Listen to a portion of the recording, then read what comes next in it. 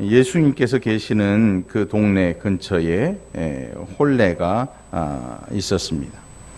그래서 결혼잔치죠. 혼인잔치. 혼인잔치에 예수님께서 초대를 받으셨고, 또 예수님의 어머니도 거기에 계셨고, 또 예수님의 제자들도 거기에 있었다. 그렇게 기록을 하고 있습니다. 그러니까 아마도 그 동네에 사는 사람이 모두가 다 알고 있는 사람들 같아요. 여러분들, 우리 월곶동이 꽤 커요. 인구가 한 2만 명이 넘지요. 백집사님, 2만 명 넘죠. 여러분들 인구나 이런 것에 대해서 모르는 거 있으면 백집사님한테 물어보면 돼요. 2만 명 넘어요. 2만 명이 넘는 사람들이 얼굴을 다 알고 살아갈 수는 없어요.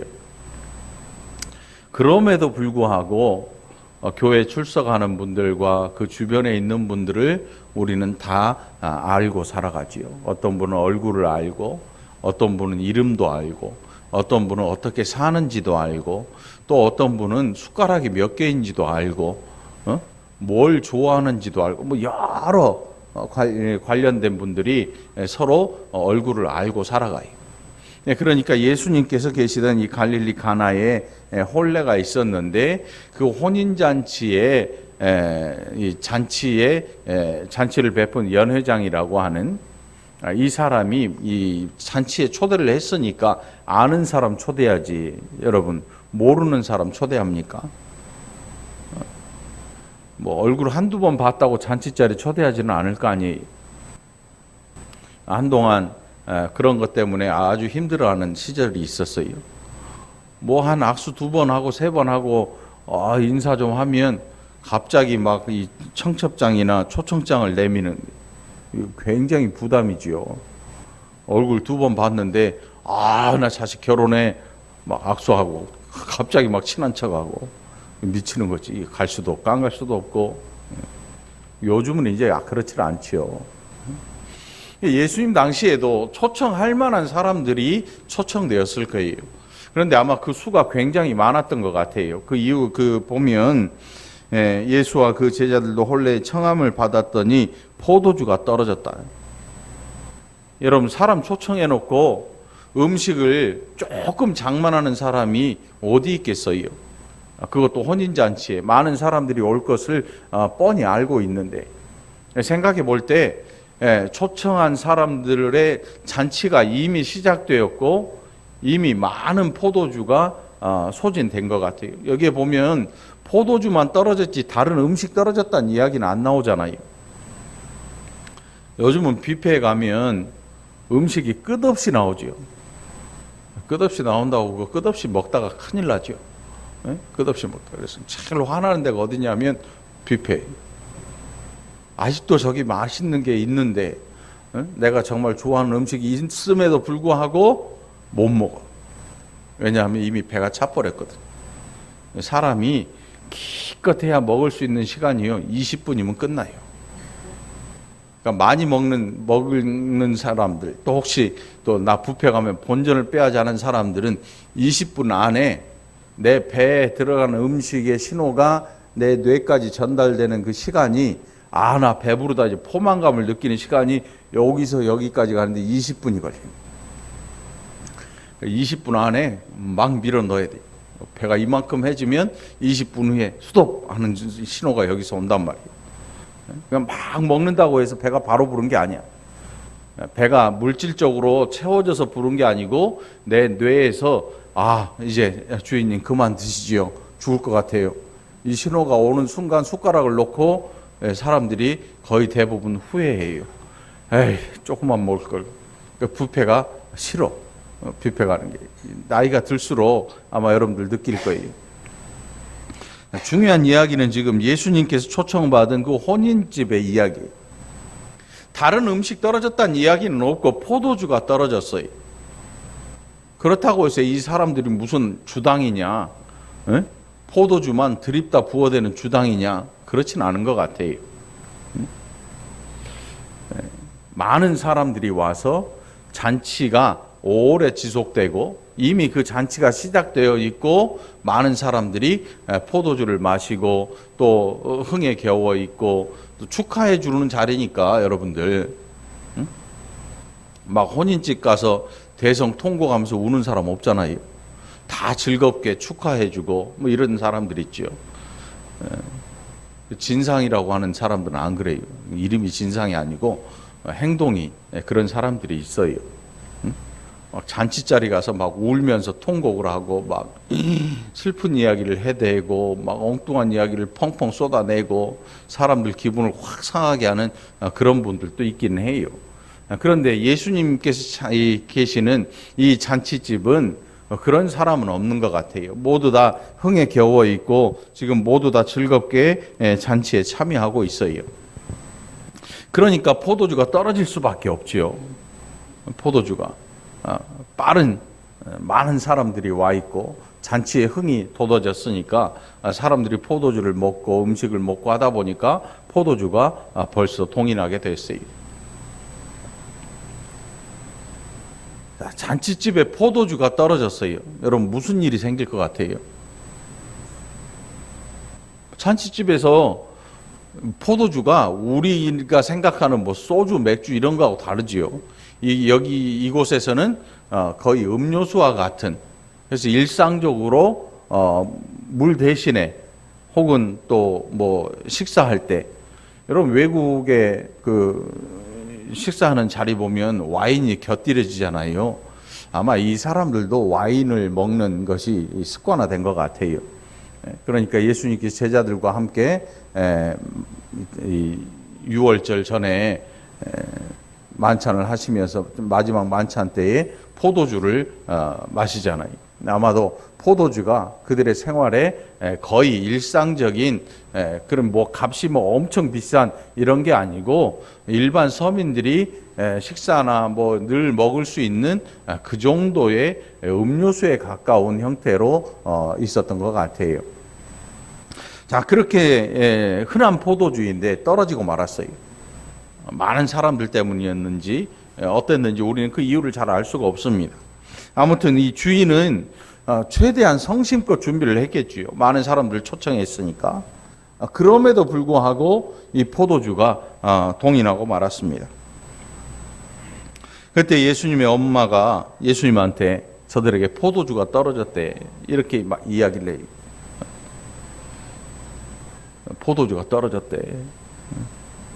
그러니까 아마 이 예수님의 엄마가 그 포도주가 떨어졌다는 사실을 아는 걸 볼 때 이 주인네하고 상당히 가까운 친인척이거나 아니면 굉장히 가까운 사이라는 걸 알 수가 있어요.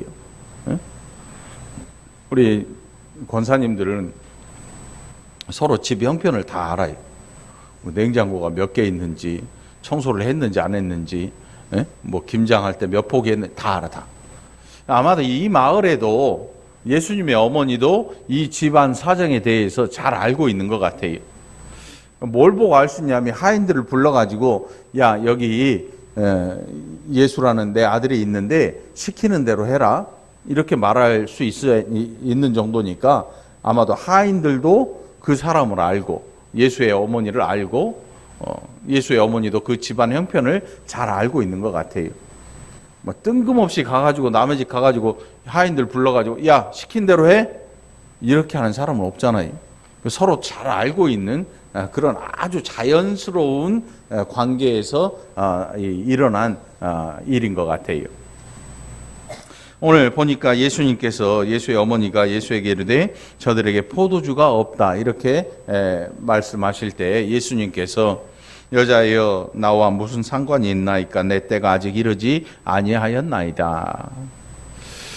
우리가 뭐 많이 들었잖아요. 예수님께서 여자여 하신 이게 그냥 우리나라 말처럼 여자여 이렇게 말하는 게 아니고 아주 이 존칭을 써서 사용한 단어다.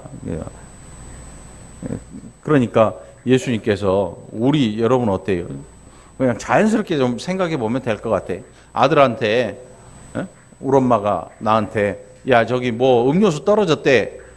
근데 제가 엄마 그거 뭐 나랑 뭔 상관 있어 그게 내 때가 아직 안 됐어요. 내가 일할 때가 안 된 것 같아. 이게 굉장히 자연스러운 표현이겠죠.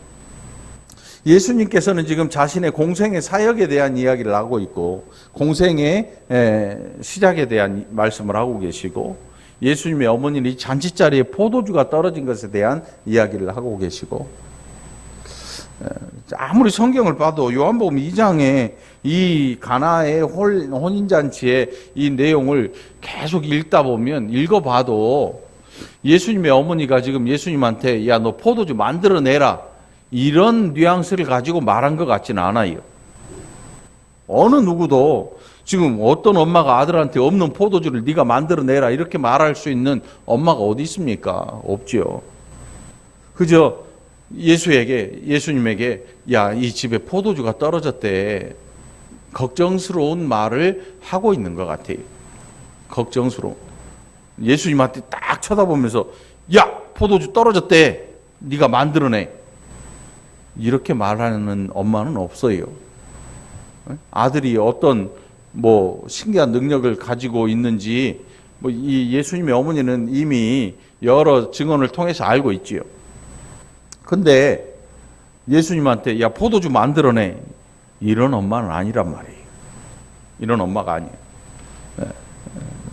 단지 포도주가 떨어졌다는 그 사실을 예수님에게 이야기할 때 예수님의 반응이 여자야, 나와 무슨 상관이 있나이까, 내 때가 아직 이르지 아니하였습니다 라고 말할 때, 이제 그때서야 이 예수를 바라보는 어머니의 이 마음이 나오고 있어요. 5절에 보면 하인들을 불러요. 하인들을 불러서 너희에게 무슨 말씀을 하든지 그대로 해라. 그러니까 여러분, 엄마와 아들의 관계는 어떤 관계예요? 엄마와 아들의 관계는요, 엄마가 아들의 보호자예요. 이거는 아들이 50, 60을 먹어도 똑같아요. 똑같아. 엄마는 아들에게 보호자예요, 보호자. 보호자란 말이에요. 응? 우리 장필중 원사님 아드님, 큰아드님이 몇 살이에요? 많죠. 60 되셨나? 66? 근데 아들이야. 66 먹으면 여러분 뭔 소리 들어요? 애들이 할아버지 그러는데, 그 할아버지가 장고사님 앞에 딱 오면 뭐라 그러냐면 엄마 그래. 진짜 엄마 그러지요.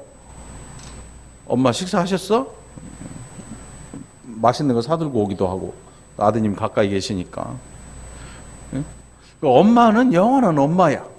엄마는 자식의 보호자예요, 보호자. 근데 이 예수의 어머니인 이 마리아는 뭔가를 지금 마음속으로 늘 알고 있던 것 같아요.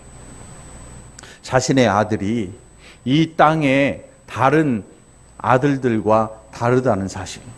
근데 그 다름이 어떤 다름이냐면, 우리가 TV에서 보는 영재 이런 게 아니고, 하나님의 보내신 자로, 하나님의 보내신 자로. 그래서 그 아들에게 이야기를 하면 그 아들에게서 반드시 어떤 해결점이 나올 것을 믿고 있었던 것 같아요. 알고 있었던 것 같아요. 알지만 이것을 아무 때나 자기의 육신의 영달이나 가문의 영광을 위해 이런 것들을 위해 사용하려고 하지 않았고, 그 잔치자리에 필요한 것이 생기니까 그 아들에게 지금 눈빛을 보내고 그 아들에게 이야기를 하고, 그 아들의 말이 내 때가 아직 이르지 아니하였습니다라고 말을 하지만, 하인들을 불러서 하인들에게 이야기를 해요. 시키는 대로 해라. 뭐라고 말씀하든 시키는 대로 해라. 여러분, 엄마에게 있어서 아들은요, 늘 염려의 대상이지요. 우리 공집사님 지난주에 윤성이 아파가지고 간병하느라고 교회 못 왔잖아. 그러니까 엄마는 늘 아들은 늘 그래. 아들은 늘 엄마에게 있어서 이 보호의 대상이, 근심의 대상이고. 70 먹은 아들이 막 갖춰 입고 나가면 95세 된 엄마가 뭐라 그래요? 길 건널 때 차 조심해라. 70세가 됐는데 엄마는 늘 그렇잖아요. 근데 예수님의 엄마는 그게 아니에요. 그 아들에 대해서 늘 마음에 담고 있죠. 이걸 막 떠벌리는 그런 분이 아니었고, 그 아들에 대한 그 하나님께서 그에게 보여주시고 그가 수태할 때 뭐 이런 모든 일에 대해서 마음에 늘 담고 있었어요. 그게 이제 밖으로 나온 거예요. 그게 갈릴리 가나에서 일어난 이 혼인잔치의 첫 번째 포도주 표적이야. 자, 문제는 포도주가 떨어진 게 문제가 아니고, 하인들한테 뭘 말씀하든 너 시키는 대로 해라. 하라는 대로 해라. 이렇게 당부하는 이유가 있겠지요. 원래 하인은 주인의 뜻에 따라서 그대로 행하는 거예요. 이 하인이라고 기록되어 있으니까 자유자가 아니에요, 여러분. 요즘이야 요즘에 큰 회장님 집에 가면 뭐가 있어요? 집사가 있대, 집사. 교회 집사님이 아니고 집 안의 모든 일들을 다 돌보는 집사가 있고, 또 비서가 있고 이런 게 있잖아요. 근데 여기에 있는 이 하인들은 월급 받는 그런 하인이 아닌 것 같아요. 전쟁 포로로 잡혀오거나 아니면 어디서 붙들려 빚 때문에 노예로 전락한, 그래서 희년을 기다리는 같은 동족이든지 아니면 전쟁 포로이든지 둘 중에 하나겠지요. 그 하인들에게 예수의 어머니가 이 집주인이 아니니까 아마 다시 한번 이야기를 하는 것 같아요. 내 아들이 무엇을 하라고 하든지 그대로 해라. 그대로 해라. 이렇게 이야기를 해요. 그러니까 여러분, 이 하인은 마땅히 그 일을 해야 마땅한 거예요. 뭘 시킨다고 해서 왜 내가 이걸 해야 돼요? 이거 이치에 안 맞잖아요. 이렇게 할 수 있는 입장이 아니죠, 하인은. 주인이 시키면 그냥 시키는 대로 해야 돼. 항아리를 거꾸로 뒤집어. 물 좀 채워. 이거 잘못 아신 거 아니에요? 하인은 그렇게 할 수 있는 입장이 아니에요. 항아리 뒤집어 놓고 물을 채우면 몇 바가지 들어가요? 한 바가지도 안 들어갈걸? 거기다 주인이 계속 물을 부으라 그러면 하인은 계속 갖다 물을 부어야 되죠. 항아리 뒤집어 놓고. 주인한테 당신 바보예요? 지금 이거 모르고 하는 거야? 알고 하는 거야? 지금 나 고생시키려고 일부러 하는 거야? 그런 말을 할 수가 없죠. 하인이니까. 그냥 시키는 대로 하면 되는 거예요. 아마 예수의 어머니가 자기가 이 집의 주인이 아니기 때문에 하인들에게 한 번 더 이야기를 한 것 같아요. 내 아들이 무슨 이야기를 하든지 너희 그대로 해라. 그러니까 지금 우리가 무대에 서 있다고 생각한다면 스포트라이트가 한 두세 개 있잖아요. 한 서너 개 있죠. 영국 무대, 큰 영국 무대 가면 스포트라이트가 있어요. 동그랗게 원형이나 이렇게 해가지고 역할을 맡은 사람을 이 빛이 쫓아다니, 쫙 쫓아다니. 근데 여기에 지금 예수의 어머니와 예수에게 스포트라이트가 딱 비쳤다가 하인들에게 비춰지고, 그 다음 나오는 게 뭐냐면 돌 항아리가 나와요. 돌 항아리가 6개가 있단 말이에요. 6개가. 6개가 있어요. 그리고 나서 예수님께서 그들에게 말씀을 하세요. 항아리에 물을 채우라. 빈 항아리. 정결례식을 따라 두세 통 드는 돌 항아리 6이 놓였다. 정결례식이라는 게 뭐냐면 집에 들어가면서 손을 씻고 들어가는 거예요. 손을 씻고 왜 씻어요? 유대인의 정결 의식을 행하는 거예요. 예수님의 제자들이 손 안 씻고 뭘 먹다가 바리새인들이 뭐라 그랬지요? 왜 쟤네들은 정결 예식을 행하지 않고 당신의 제자들은 그냥 먹습니까? 예수님께서 뭐라고 하셨냐면, 야, 입으로 들어가는 게 더러운 게 아니고 마음속에 있는 게 밖으로 나오면 그게 진짜 더러운 거야. 손에 흙 묻어가지고 그거 먹는다고 사람이 더러워지는 게 아니야. 그거는 위생적인 거지. 진짜 더러운 건 뭐냐면 너희의 마음속에 들어있는 더러운 것, 그것이 너희의 입 밖으로 나올 때 더러운 거야. 죄가 쏟아져 나올 때 진짜 그게 더러운 거야. 그 정결 예식을 행하는 그 통이에요, 바로. 그러니까 사람들이 들어가면서 조그만 표주박이나 이 조그만 이 바가지로 물을 떠서 이렇게 손을 씻어가지고 정결을 하고 손을 씻고 안에 들어가서 음식을 먹는 그 행하는 통이. 그러니까 이제 여러분 답이 나왔죠. 왜 예수님께서 정결 의식을 행하는 통에 포도주를 만드셨는지. 그 사람들은 물로 손을 씻어가지고 자신들을 정결하게 하려고 했는데 예수님께서 첫 번째 표적으로 뭘 보이셨는가 하면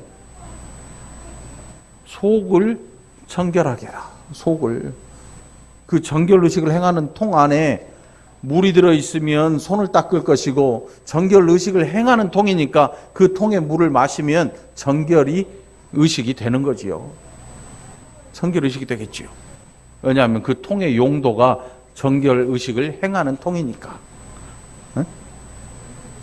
자, 아무튼 항아리에 물을 채우라 하신즉 아귀까지 채우니 이제는 떠서 연회장에게 갖다 주라 하심에 갖다 주었다. 우리가 여태껏 들어온 이야기는 뭐냐면 순종해라. 순종하면 물이 포도주로 바뀐다. 이걸 들었단 말이에요. 근데 하인은 아무리 생각해보다 하인은 순종 안 하면 안 되는 사람이야. 그러니까 좀 제쳐놔야 될 것 같아. 예수의 어머니의 말대로 야 무엇을 말하든지 시키는 대로 해라. 이렇게 명령을 했으니까 하인은 아귀에 차게 그냥 그만할 때까지 물을 갖다 붓는 거지요. 하인들이 뭐 순종하는 교회 성도들이 아니란 말이에요. 이건 순종의 문제가 아니에요. 그냥 명령을 듣고 지킨 거죠. 두 번째, 이제 떠서 갖다 주어라. 그러니까 하인이 떠서 갖다 주라면 갖다 주는 거지요. 갖다 줘라. 갖다 줬어요. 근데 이 연회장, 그 잔치 자리에 가장 어른이겠지요. 집안의 어른. 혼인잔치를 베푼 뭐 부모든지 아니면 부모의 아버지든지 아무튼 그 모든 그 잔치에 돈을 지불하는 사람이 연회장이 되겠지요. 그 사람에게 갖다 줘요. 그 사람이 맛보더니 야, 이 정말 맛있는데? 기가 막힌 포도주인데? 연회장이 신랑을 불러요. 야, 먼저 좋은 포도주 내놓고 사람들 취하면 나중에 싸구려 포도주 내놓는데 야, 여기는 안 그러네. 정말 멋진데? 너무 좋은데? 감탄을 해. 여러분, 한 가지 궁금한 게 있지 않아요? 이게 언제 포도주가 됐을까? 언제 포도주가 됐을까요, 여러분? 하인이 물을 길어올 때 포도주가 됐을까요? 통 안에 붓자마자 포도주가 됐을까요? 연회장의 입에 들어갈 때 포도주가 됐을까요?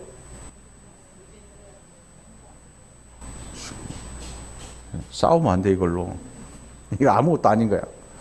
중요한 거는 예수님께서 물로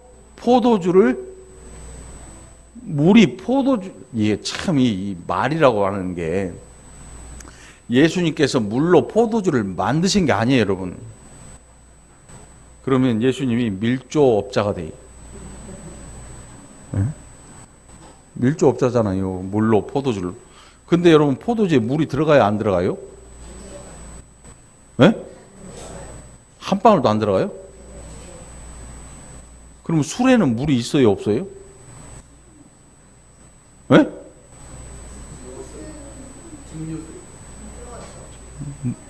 물 안 들어간 술이 어디 있어요, 여러분? 물이 안 들어가면 그럼 술을 딱딱하게 해서 먹나? 술은 다 물이잖아요. 술은 저 잘 마신 분한테 물어보려는데 티날 것 같아서 내가 안 물어봤지.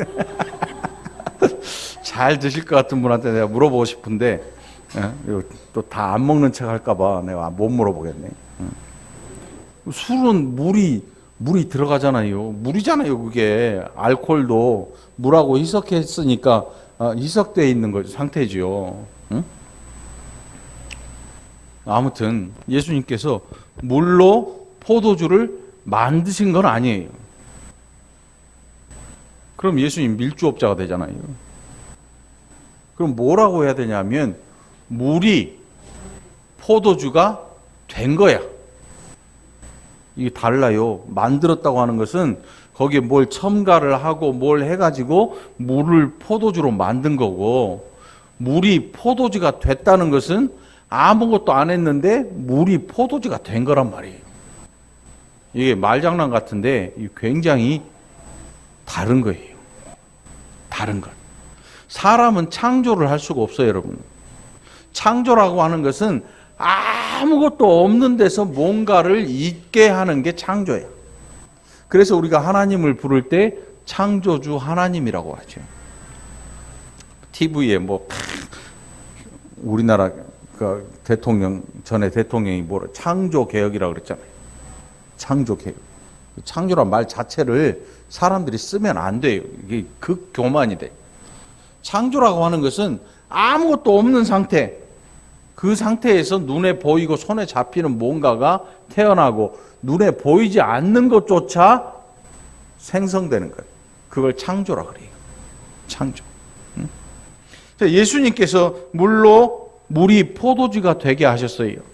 물이 포도주가 되게 하셨어요.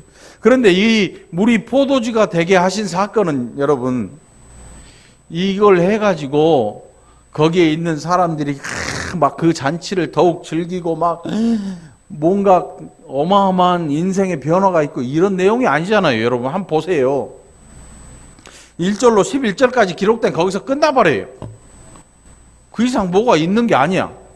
이 포도주를 마신 사람들이 예수님이 이 물이 포도주가 되게 하셔가지고 그 포도주를 마신 사람들이 갑자기 건강이 좋아지고 피부병이 없어지고 머리가 자라나고 영리해지고 키가 자라나고 이런 포도주가 아니고 그냥 잔치에서 흥을 돋는 그 포도주 그것밖에 아니란 말이에요. 그러니까 예수님께서 물이 포도주가 되게 하신 이 내용은 이 먹고 마시는 일에 포인트가 있는 게 아니겠죠. 도대체 어디에 중심이 있을까? 네? 여러분, 만일 이 시대에 예수님께서 물이 포도주가 되게 하신 이 포도주를 와인병에 담아서 팔면 얼마가 될까? 한 병에 얼마가 될까? 제가 만약 예수님하고 합작을 했다면 일반 사람들한테는 안 팔지요. 어디다 팔까요? 기독서장 가면 성찬용 포도주가 따로 있어요. 레드와인이라고 그래가지고 성찬식용 포도주를 따로 팔아요. 일반인한테는 안 팔아요. 보면 이렇게 써져 있어요. 성찬용 포도주 돼 있어요. 만일 예수님의 그 잔치 자리에 제가 있었으면, 우리 권사님들 장사 잘하잖아요. 바로 이것을 2리터 병에 담았을 거예요. 쫙 권사님, 이용 권사님 깔때기 대고, 박 권사님 이게 부었겠지. 야, 더 꽉 채워봐. 아니야, 됐어, 넘쳐. 꽉꽉 잠궈가지고 바로 교회들에다가 한 병에 얼마씩 팔까?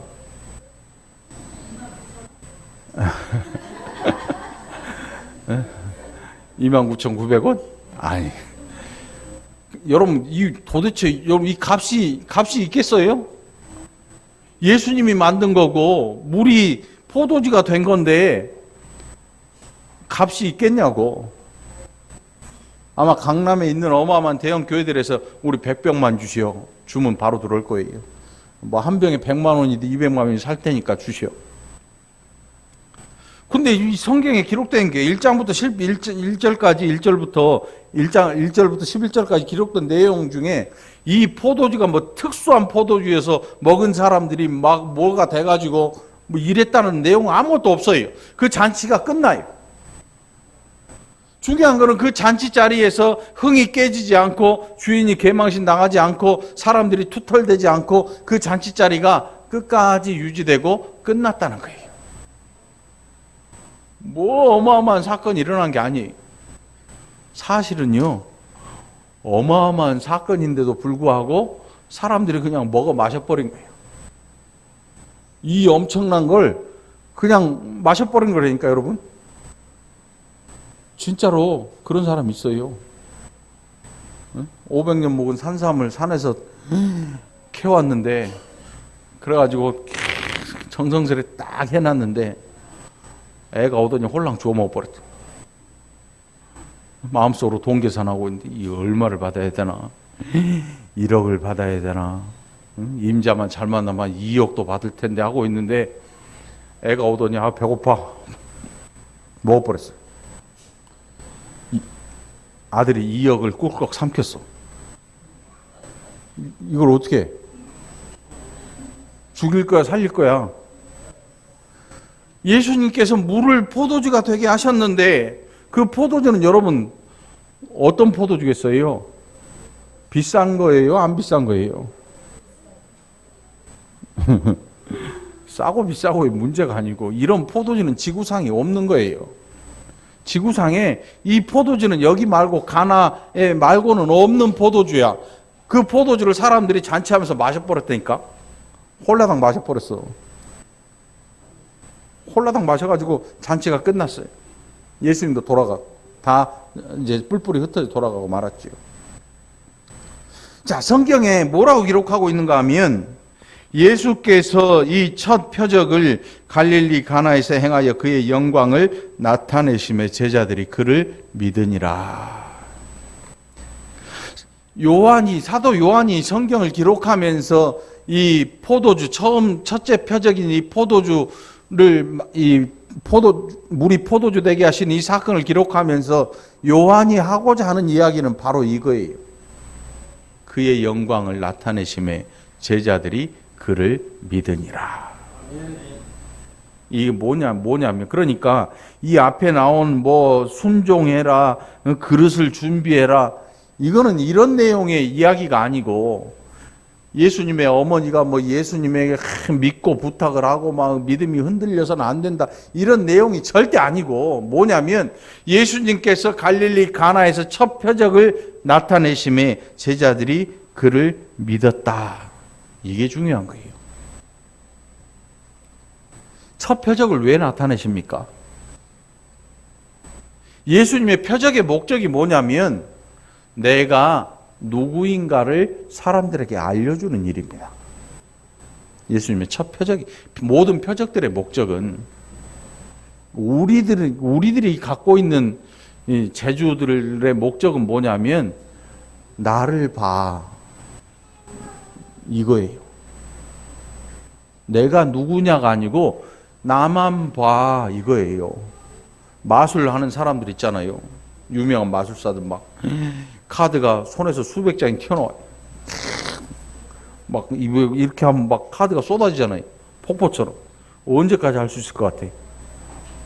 갖고 있는 카드 감춰놓은 거 다 쓰면 못해. 이게 손에서 만들어지는 게 아니잖아요. 이게 응? 비둘기가 모자 속에서 튀어나오고 토끼가 모자 속에서 튀어나오고 몇 마리나 나올 것 같아? 한 100마리 나올 것 같아? 100마리 못 나와요. 몸에 감출 수 있는 게 한계가 있지. 한 100마리 나오면 끝나죠. 아무리 많이 나와도. 그런데 그 사람들의 목적은 뭐냐면 그렇게 신기한 걸 보여주고 하는 목적이 뭐냐? 나만 봐, 나를 봐, 나야 나. 그리고 하는 일이 뭐냐면 실속을 챙겨. 예수님의 표적의 목적이 뭐냐면 예수님 자신을 높이고 드높이라는, 나를 봐라, 나만 따르라, 이런 내용이 아니고 내가 누구인가 하는 것을 보여주는 거예요. 내가 누구인가, 예수님 누구신가 하는 것을 사람들에게 보여줄 뿐만 아니라 부르신 제자들을 이제 3년 동안 데리고 다니시면서 그들에게 하나님 나라의 복음을 전파할 사명과 그들의 믿음에 대한 이 교육을 시키십니다. 훈련을 시키십니다. 이게 예수님의 제자 훈련이에요. 우리들의 제자 훈련은 그게 아니잖아요. 우리의 제자 훈련, 성경 구절 여기 외우세요. 제자 훈련 하려면 이거 반드시 외워야 됩니다. 반드시 외워야 되고요. 목사님 말씀에 100% 순종해야 되고요. 전도를 반드시 몇 명을 해야 되고, 이 제자 훈련 코스가 쫙 있잖아요. 우리들의 제자 훈련은 이건데 예수님의 제자 훈련은 그런 게 아니야. 베드로한테 야 소강료 가져와. 등록비 내셨나요? 몇 시까지 꼭 오세요. 이런 게 아니에요. 예수님의 제자 훈련은 물로 된 포도주를 맛보고 그 일을 통해서 제자들이 아하, 하나님의 아들이구나 하는 것. 하나님의 아들이 아니고는 할 수 없는 일. 그들이 따르는 예수라는 이 선생님이 정말로 자신들과 전혀 다른 성품을 가지신 하나님께서 보내신 자임을 보여주는 거예요. 이게 예수님 표적의 목적이거든요. 바로 이 일 때문에 이 일을 행하신 거예요. 제자들이 그의 영광을 나타내셨다. 그리고 제자들이 그것을 보고 믿고 따랐다. 제자들을 위해서 행하신 일이. 여러분 오늘 우리가 부르는 뭐 찬양 같은 거 있잖아요. 그게 뭐 잘못됐다는 건 아니지만 그게 중심이 아니야. 포도주가 중심이 아니고 예수님한테 이 스포트라이트가 와야 되는 거예요.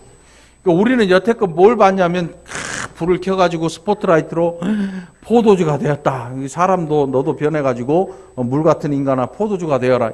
이런 내용의 뜻이 아니고 이 아무것도 아닌 물, 사람들이 정결의식을 행하는 이 손 닦는 물이 이 정결의식통 안에서 이제 사람들의 속을 닦아내는 포도주로 변한 거예요.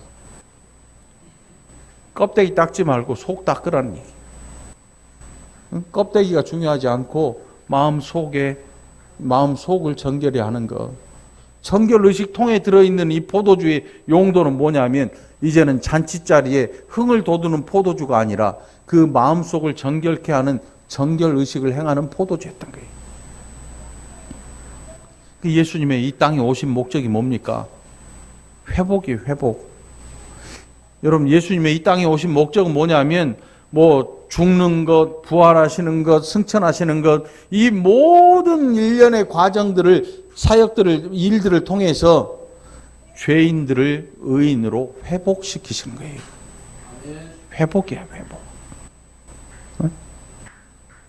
여러분들 그러니까 신앙생활 하면서 이 회복의 중심을 두지 않고 다른 거에 중심을 두게 되면요, 이 포도주에서 헤어나질 못하고 잔치자리에서 그냥 포도주만 마셔야 되는 사람이 되고 마는 거예요. 끝을 봐야 돼. 뭐가 중심인가를 봐야 돼.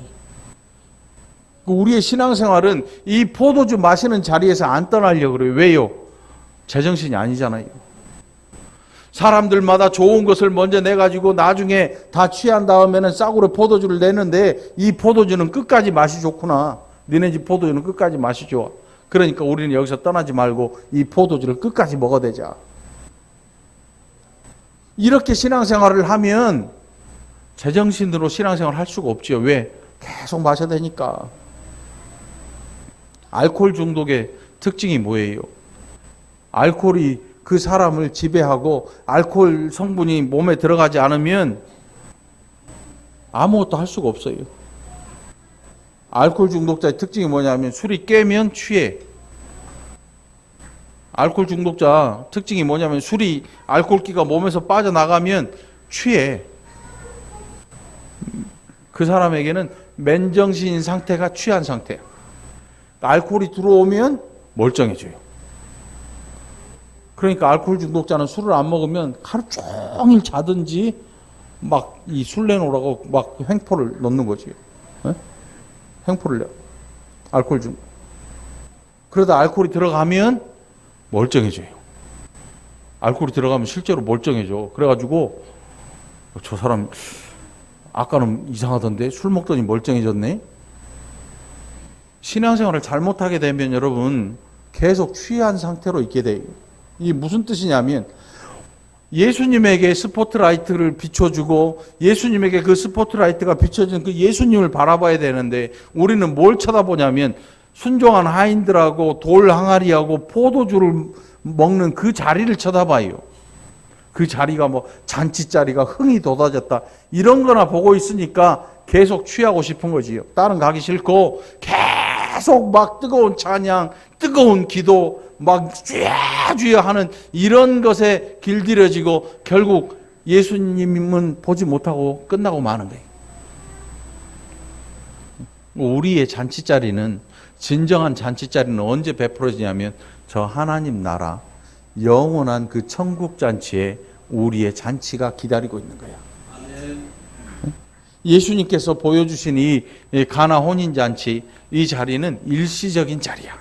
이 땅에서 아무리 오래 누려봤자 하루 이틀이면 끝나는 자리예요. 아무리 오래 먹고 취해봤자 한 2, 3일이면 깨고 마는 자리예요. 영원한 자리가 아니에요. 응?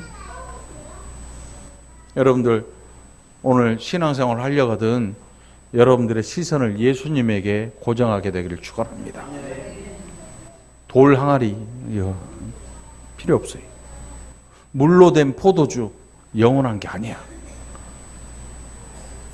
영원히 변치 아니하시고 우리를 회복시켜 줄 목적을 가지시고 이 일들을 행하고 계신 거죠. 그러니까 여러분 교회에 오면, 교회에 와서 우리에게 일어난 일은 뭐냐면 회복되고 있다는 거예요. 아멘. 여러분 환자가 약을 먹으면 어떤 일이 일어나요? 병이 점점 호전되잖아요. 병 증상이 악화됐던 이 병 증세가 점점 이제 완화되면서 증상이 좋아지는 거예요. 좋아져. 약을 먹으면서 좋아지는 거예요. 그런데 평생 환자로 사는 사람들이 있어요. 이거는 자기가 낫지 않는다고 생각을 해요. 절대 안 나았다고 생각을 해. 그 이유가 뭐냐면 누군가 자꾸 너는 아픈 사람이라고 이야기를 하거든. 너는 지금도 아파 죽을 거야. 이렇게 이야기를 해요. 그 말을 듣고 아 맞아 나는 아파 죽을 거야. 아무래도 낫질 않는 것 같아. 교회에 오는 모든 성도들은 회복 단계에 있는 거예요. 회복 단계. 왜? 예수님의 모든 사역의 목적이 회복을 목적으로 하고 있어요. 죄인이 의인으로 회복되는 거, 완전히 바뀌는 거죠. 응? 죄의 자리에 있던 자들을 의의 자리에 앉히시고 영원한 그 나라의 잔치에 참여케 하시는, 그래서 영원한 회복. 아무도 망가뜨릴 수 없는 회복의 과정에 있다는 거예요. 그러니까 여러분 여기에 있는 모든 분들은 다 회복의 과정에 있는 거예요. 이게 저와 여러분의 복인 줄 믿습니다. 그러니까 항상 우리의 시선은 누구한테? 예수님한테 가 있어야 돼. 예수님한테. 사람들이 늘 엉뚱한 데 관심을 둬요. 막 망한 사업에 관심을 갖고 막 자식한테, 남편, 아내, 뭐 건강 뭐 이런 데 포인트를 두니까 예수님을 이용해서 포도주만 마시려고 하는 거죠. 예수님은 그런 걸 하지 않으세요. 예수님은 이런 일들을 통해서, 일련의 일들을 통해서 제자들이 예수님을 바라보게 하시고 제자들이 예수님을 따라오게 만드셨어요. 예수님의 목적은 여기 있었던 거예요. 오늘 저와 여러분에게도 예수님께서 이 이적을 통해서 저와 여러분이 예수님에게 집중하고 예수님의 음성에 귀를 기울이고 우리가 회복되는 이 과정을 예수님께서 기다리고 계시는 거예요. 아멘. 여러분 건강한 신앙인이 될 수 있기를 축원합니다. 취한 사람 되지 말고 건강한 신앙인이 되어서 예수님이 누구인가를 바로 알고 예수님에게 집중하고 제대로 신앙생활하는 저와 여러분이 되기를 간절히 축원합니다. 기도합시다. 하나님 아버지 감사합니다. 우리 인생 가운데 우리 예수님 오셨습니다. 오셔서 우리를 구원하셨습니다. 그런데 우리는 때로 구원하신 예수님 안 바라보고 엉뚱한 다른 것들 쳐다보고 다닐 때가 얼마나 많았는지, 이 시간 아버지 하나님 가나 혼인잔치의 이 일들을 통해서 우리가 예수님 다시 바라보고 예수님을 다시 한번 더욱더 가까이 따라가는 복된 제자들이 되게 하여 주시옵소서. 감사드리옵고 예수님 이름으로 간절히 기도합나이다. 아멘.